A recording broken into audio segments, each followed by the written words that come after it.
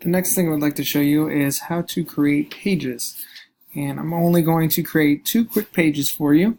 It's not a very difficult task, so it won't take long. But my 2 pages that I want to create today are a Twitter one and a YouTube one. So what you're going to do is you're going to come over here to Pages. Let's say you're on Insert. Let's go over to Pages.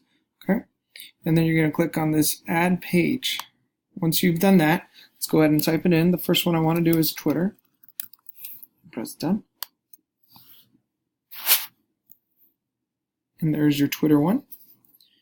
And then I'm going to go ahead and add a YouTube one. So again, I'm going to press Add Page, YouTube, done. And now we just officially added 2 pages. You want to make sure that to see what it looks like on the web page, you click the preview. And you can see that at the top here you have your home page, your Twitter page, and your YouTube page.